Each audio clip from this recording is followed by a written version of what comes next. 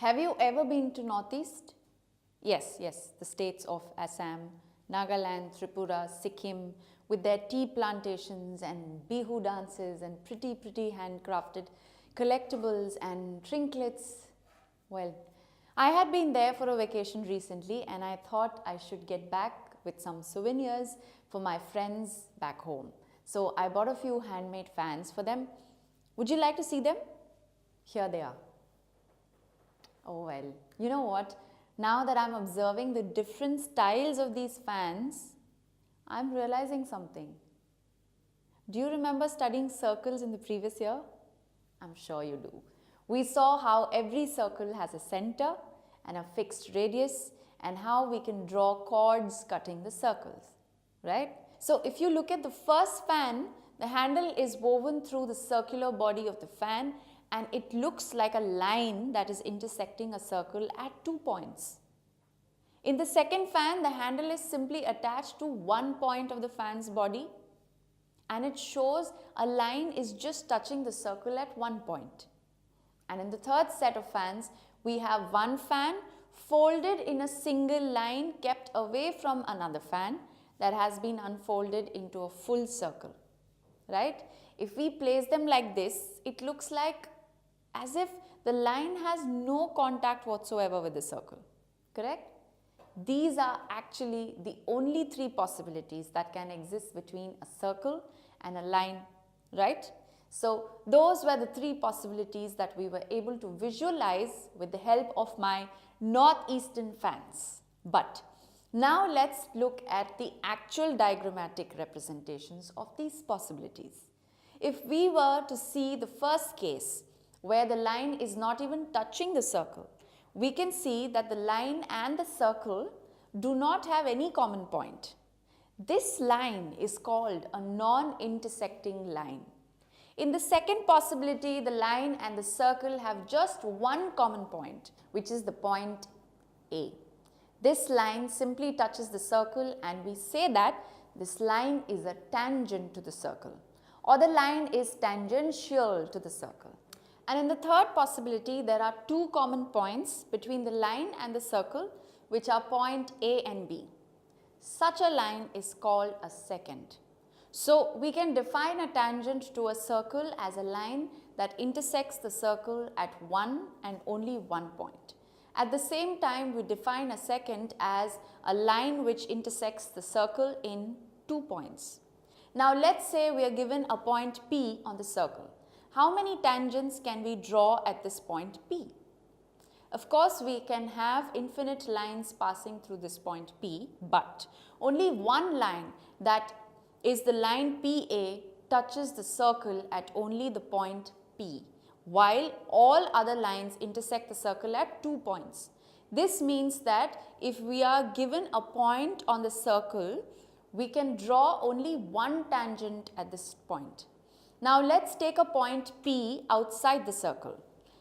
Again, we can have infinite lines passing through the point. Out of these, few lines intersect the circle at 2 points and only the lines PA and PB touch the circle at points A and B. And this shows that if we are given a point outside the circle, then we can only have two tangents drawn to the circle from the point P. Here the length of the line segments PA or PB is called the length of the tangent from the point P to the circle. With that, we have learnt a very basic important theorem related to tangents. Now let's try to use it to solve a problem based on circles. Here we have two circles with their centers at P and Q and their radii are 4 centimeters and 3 centimeters respectively. They intersect at 2 points A and B. Also, PA is a tangent to the smaller circle from the center of the bigger circle, while QA is a tangent to the bigger circle from the center of the smaller circle. We have to find the length of the common chord, that is AB. Now we have PA as a tangent, while QA is the radius at the point of contact. So PA is perpendicular to the QA, right?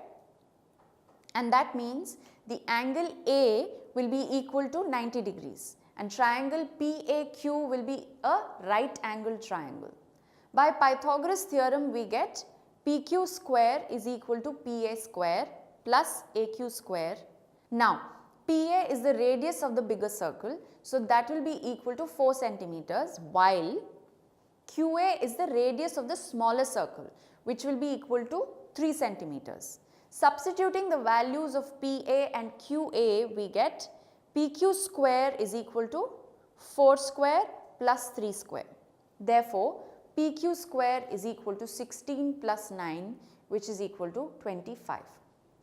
And so, PQ is equal to root of 25, that is 5 centimeters.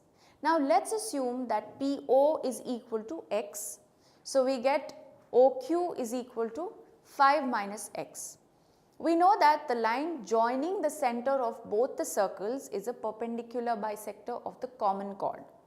This is a very important property of the common chord between two intersecting circles. So, we will have O as the midpoint of AB.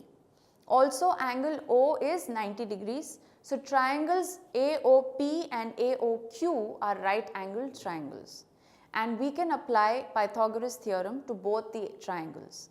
That will give us in triangle AOP, PA square is equal to PO square plus OA square. Therefore, OA square is equal to PA square minus PO square. This will be our statement number 1.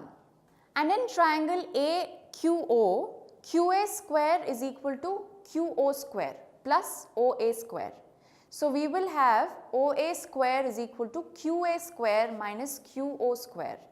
We will call this our statement number 2. Now, in statements 1 and 2, both have the expressions for OA square. And so, we can equate the RHS of both the statements, which will give us PA square minus PO square is equal to QA square minus QO square. Substituting the values, we will have 4 square minus x square is equal to 3 square minus 5 minus x the whole square.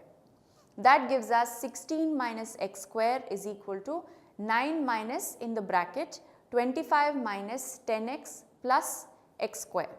The equation then simplifies to 16 minus x square is equal to 9 minus 25 plus 10x minus x square.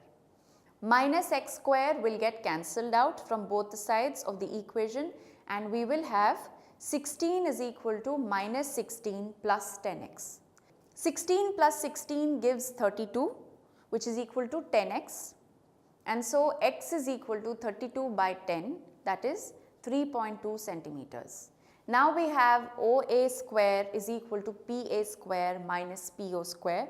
So, substituting the values, we get OA square is equal to 4 square minus 3.2 square. Now, instead of finding 3.2 square, let us use a shortcut to solve the RHS of this equation. We know that A square minus B square is equal to A plus B into A minus B.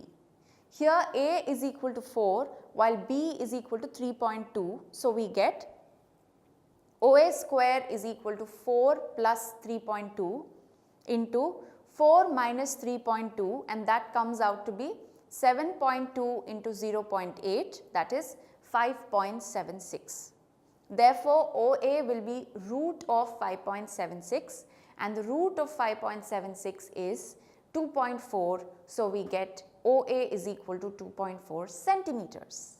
Now, O is the midpoint of AB. So, AB is twice of OA. Since OA is equal to 2.4 centimeters, we get AB as 2 into 2.4, which is 4.8 centimeters, and that is our answer. So, here is a little activity for you. Look around and list down 5 such examples where you see a tangent and a circle in your day-to-day life. Also, don't forget to keep practicing more and more problems based on the theorems you have learned so far. Tutormate. For more amazing video lectures, download the free app on the Apple App Store or Google Play Store.